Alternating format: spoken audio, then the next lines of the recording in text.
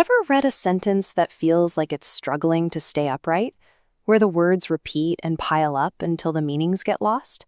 To avoid that, communication needs a specific type of internal support.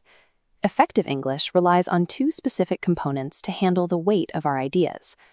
Looking at this blueprint, our first component is the noun.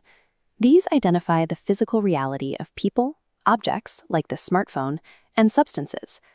Moving to the right, we find pronouns. We use these to swap out nouns, ensuring a sentence doesn't stall on the same word twice.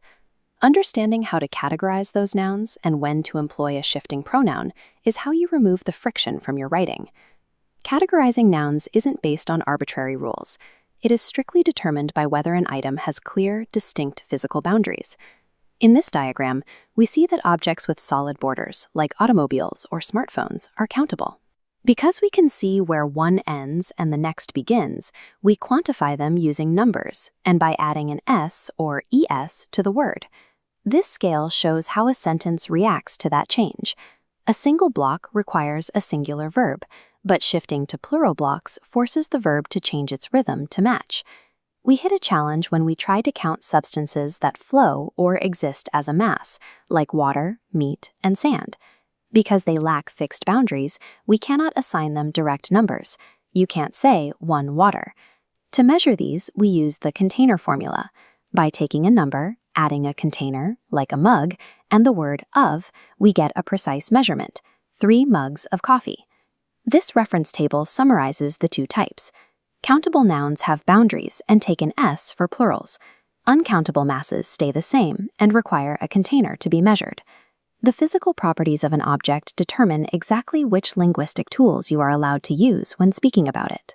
Once nouns are established, repeating them too often creates a monotonous, robotic rhythm. This replacement process shows how pronouns act as stand-ins.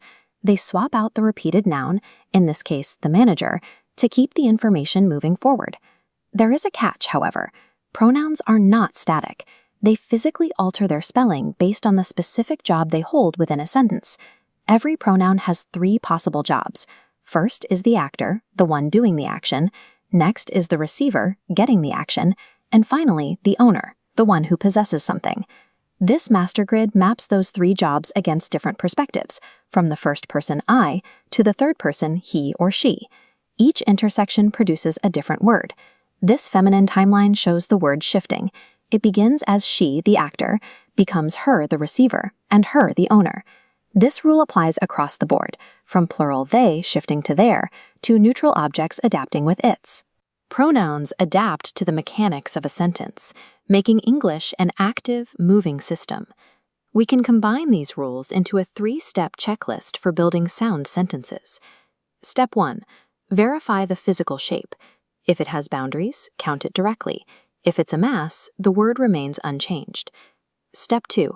Find a container to define uncountable masses. Step 3. When using a pronoun, analyze its job to select the correct form. By observing physical boundaries and assigning clear roles to your words, you move from guessing at grammar to engineering it.